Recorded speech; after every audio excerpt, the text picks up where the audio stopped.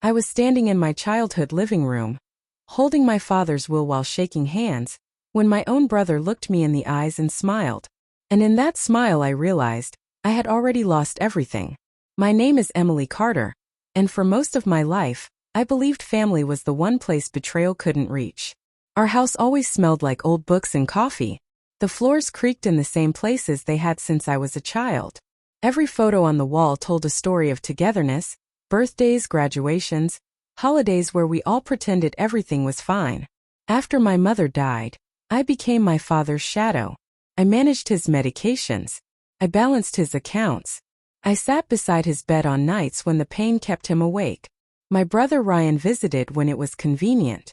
He'd bring flowers, stay for 20 minutes, then leave with loud promises and empty gestures.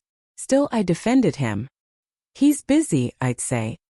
He means well. I didn't know love could blind you so quietly. There were moments, small, ordinary moments, where I thought everything was still normal. Sunday mornings when Dad asked me to read the newspaper aloud because his eyes hurt. Evenings when we watched old movies and he fell asleep halfway through, his hand still resting on mine. Ryan wasn't there for those moments. But when he did show up, Dad's entire posture changed. His shoulders stiffened. His voice softened like he was afraid of saying the wrong thing. Once I caught Dad staring at Ryan as he walked out the door. "Is everything okay?" I asked. Dad hesitated. Then he said, "Your brother is very persuasive." At the time I didn't understand what that meant. Now I do. Love doesn't always leave bruises. Sometimes it leaves paperwork. As Dad grew weaker, the house filled with silence that felt intentional. Ryan began taking control slowly, carefully. Mail disappeared. Folders were moved. Locks were changed, for safety.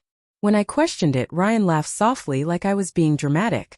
"Relax, Emily. I've got it handled." But my body knew something was wrong before my mind accepted it. My chest tightened every time Ryan entered a room. My stomach dropped when I heard him whispering on the phone.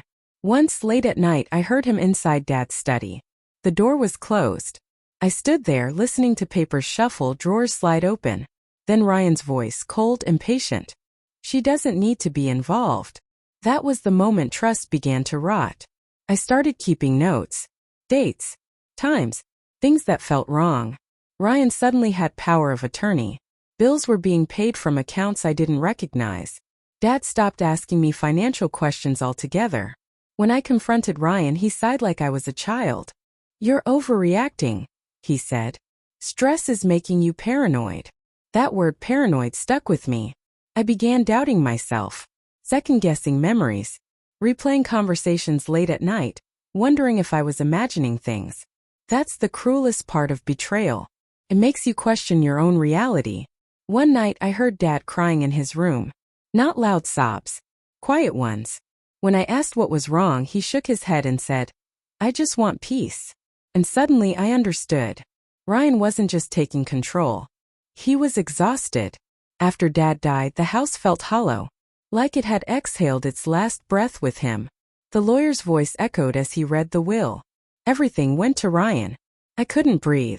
"I took care of him," I said, my voice cracking. "I was here every day." Ryan didn't even look guilty.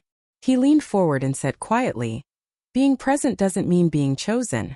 The room felt like it was shrinking, the walls closing in as if they were listening to us. My ears rang, and I could hear my own heartbeat louder than the lawyer's voice, louder than Ryan's breathing. I looked at the signatures again, tracing my father's name with my eyes, searching for something, anything that looked like him. But all I saw was exhaustion trapped in ink. I wanted to scream, to flip the table, to demand answers that I already knew I wouldn't get. Instead, I stood there frozen, realizing that the man who had shared my childhood, my last name, my memories, was now a stranger wearing my brother's face. Those words cut deeper than any scream. I realized then this wasn't sudden. This was planned. The days after the reading of the will felt unreal, like walking through a world where gravity worked differently. I kept expecting someone to call and say there had been a mistake. No one did. Instead, Ryan changed the locks. He told me I needed to schedule a time if I wanted to collect my belongings. The house where I learned to walk. I needed an appointment.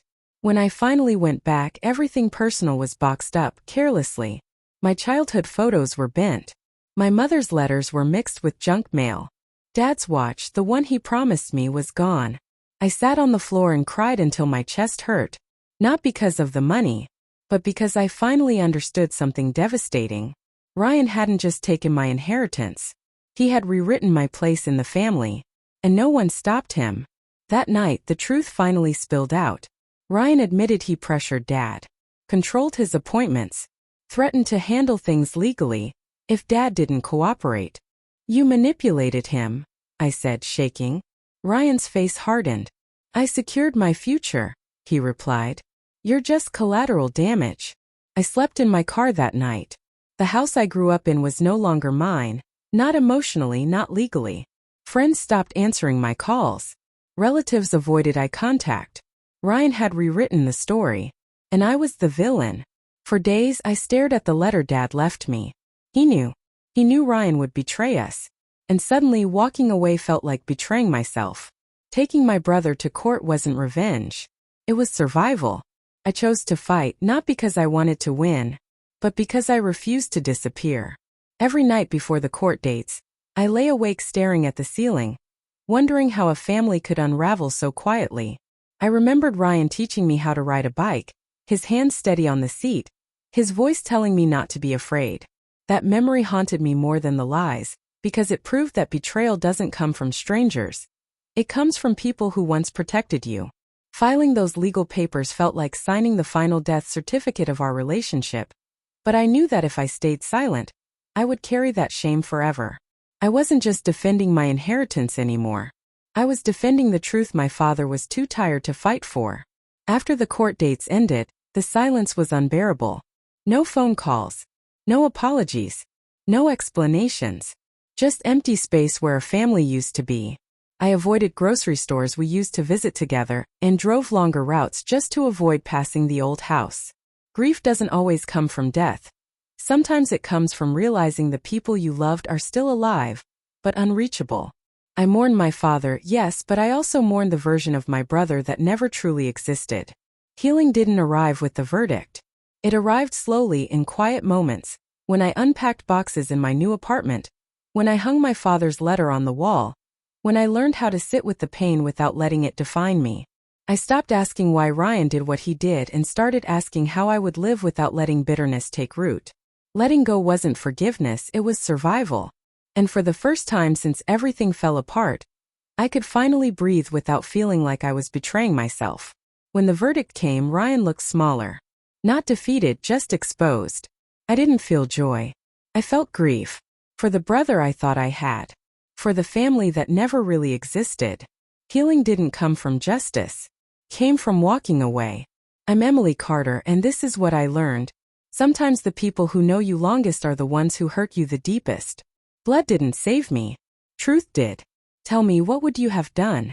And that's how everything unfolded. If you've made it this far, I'd love to hear your thoughts. Drop a comment below, we truly read every single one of them. Don't forget to like, share, and subscribe to the REDDIT Diaries to support the channel and help us reach our goal of 1,000 subscribers. Your support means the world to us.